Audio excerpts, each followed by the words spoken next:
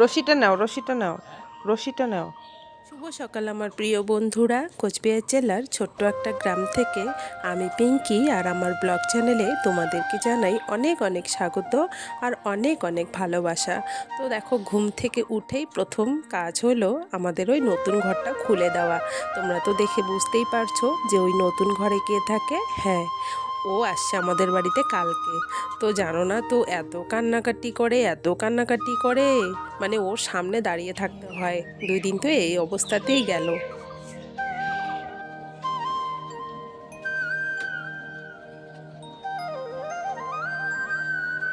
বলে উঠতে হবে তোর, বলে উঠতে লাগবে। হুম, বলে এখানে। তো গায়ত্রী, আমরা যখন সকালবেলা উঠবো ও উঠবে, ও কিছুক্ষণ বাইরে থাকবে, কিছুক্ষণ থাকার পরে আবার বিছানায় চলে আসবে, মানে ওর সঙ্গে শুয়ে থাকো, এরকম বাচ্চাদের মতো করে। তো কালকে রাত্রেবেলা আমরা 3জন এখানে ঘুমাইছি, মেয়ে, আমি, ছেলে। ছেলের কয়েকদিন থেকে খুব ইচ্ছা দিদি ভাইয়ের সঙ্গে ঘুমাবে, যেহেতু মেয়ে আজকে চলে যাবে। তো কালকে আমাদের সঙ্গে ও ঘুমিয়েছে। তো এখন ওকে তুলে দেবো বই পড়ার জন্য, আর বিছানাটা এখন গুছিয়ে নেব। তো অনেক কাজকর্ম আছে, মেয়ে চলে যাবে 10:30টার দিকে। তো রান্না বান্না সব কিছুই করতে হবে। তো দেখি, ওর বাবার একটু মাছ আনার কথা। তো মাছ আনলে সিম্পল একটু মাছের ঝোল, ভাত, মাছ ভাজা করবো। মেয়ে কি বলে জানো? মেয়ে বলে যে মা, আজকে তো আমি চলে যাব, তোমার তো একটা বিড়াল আছেই, তার উপরে আরও একটা ছাগল, তো তুমি এই সব নিয়েই থেকো, তোমার মনটা একটু ভালোই থাকবে। ওর ওখানে নাকি খুব খারাপ লাগে, ইচ্ছে করে শুধু বাড়ি আসি বাড়ি আসি। তা বললে কি চলে বন্ধুরা, বলো তো? ওর সামনে আমি কান্নাকাটি করি না, কিন্তু আমি তো মা। আমার কাছে ছাগল থাক, গরু থাক, যেটাই থাক, সন্তান না থাকার যে কি একটা কষ্ট, সেটা কি আর ছাগল গরুই কি পোষাবে বলো তো? তো দেখো, আসার পর থেকেই জামা কাপড় সব এলোমেলো করে রাখে, জানো তো, মানে কাজ করতেই চায় না, ওইখানে তো করে খেতে হয়। তা দেখো, আজকে সকালে বলেছি ওকে চা করতে, ও ভীষণ ভালো চা করে, জানো তো। আমি বলছিলাম যে তুই আজকে চলে যাবি, লাস্ট আজকে চা করে খাওয়া। তো ও চা বানাইলো, আর আমি কালকে করছিলাম পিঠা, মালপোয়া। তো সকালবেলা এখন মালপোয়া দিয়ে চা খাওয়া হবে। ভীষণ ভালো লাগে আমার মালপোয়া দিয়ে চা খেতে, হালকা মিষ্টি দিয়ে। তো কালকে একটু কড়া মিষ্টি হয়ে গেছে, যেহেতু গুড়ের মিষ্টি দিয়েছি। তোর বাবার চাটা ঢেকে রাখ। আর মেয়েকে এখানে ট্রেনে খাওয়ার জন্য কয়েকটা পিঠা দিয়ে দিলাম।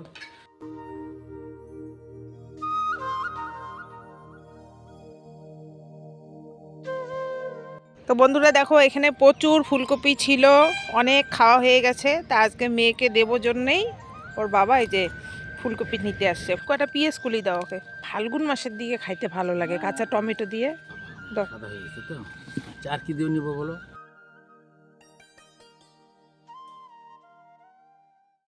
নিবে নিতে হবে তো, এগুলা সমাজে লোক না একটা যে ওভাবে। আমার বরটাও তেমনি, সকাল থেকে মেয়েটার মাথা শেষ করে দিল, বারবার বলছে অ্যাপ দেখতে ট্রেনের, যে ট্রেন কখন আসবে, কোথায় আছে না আছে, মানে সকাল থেকে বোধহয় 4বার দেখা হয়েই গেছে। তো এদিকে দেখো, ওর বাবা সমস্ত কিছু তুলেছে, তা কিছু ধনিয়া পাতা তুলে মেয়েকে দেবো, ধনিয়া পাতাটা রেখে খেতে পারবে। তা সব কিছু নিয়ে এসে ভালো করে ধুয়ে ধুয়ে এখন প্যাকেট করে দিচ্ছি।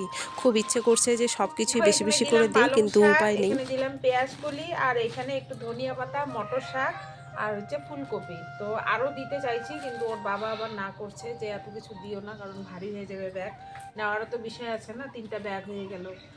তো এই জন্য আর বেশি দিলাম না। তো এখানে দেখো, ভাত বসিয়ে দিয়ে ওর ব্যাগটা ভালো করে গুছিয়ে দিলাম, আর ভাত করলাম, আর মেয়ের জন্য একটা কড়কড়া করে মাছ ভাজা করলাম। ও মাছ ভাজা খেতে ভীষণ ভালোবাসে।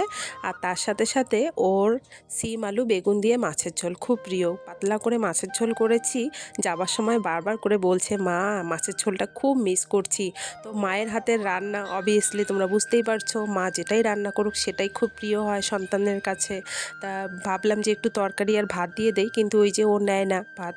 তো এদিকে দেখো, মা আসলো মেয়েকে দেখতে, মানে মেয়ে তো চলে যাবে, বাবাও আসছে, বাবার সাথেই যাবে, বাবা আর ওর বাবা দুটো বাইকে করে ব্যাগগুলো নিয়ে যাবে। তো মা এসে আবার বলছে ছাগলটা কেমন আছে, ছাগলটা তো বাপের বাড়িতে কয়েকদিন রাখা ছিল, সেখানেও 3-4 দিন কান্নাকাটি করার পরে কি ঠিক করে হয়েছে। প্রণাম আর করবে? এখানে দেখো, ছেলে একদম পায়ের মধ্যে পড়ছে, আরে মেয়ের এমন করিস প্রণাম না, করবে। করুক না। আর ভাই বোনে দেখো কি অবস্থা। ও করবে, হামাগুড়ি দিতেছে প্রণাম করার জন্য। না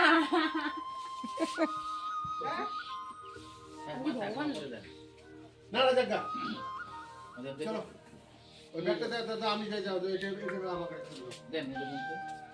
গাড়ি শুরু দিকে আমি এটা ট্রেনে বসে বসে না না না এটা আপনার তোমরা যারা আমার প্রতিনিয়ত ব্লগ দেখো তারাই হয়তো বুঝতে পারবা যে আমি কতটুকু কি তোমরাই বুঝতে পারো, কারণ সমস্ত কিছু আমি তোমাদের দেখাই, সমস্ত কিছু বলি। তাই একটাই কথা বলবো, গরিব হয়ে অনেক বড় বড় স্বপ্ন দেখেছি, এখনও দেখি, কিন্তু জানি না আমরা পারবো কি না সেই জায়গায় পৌঁছোতে।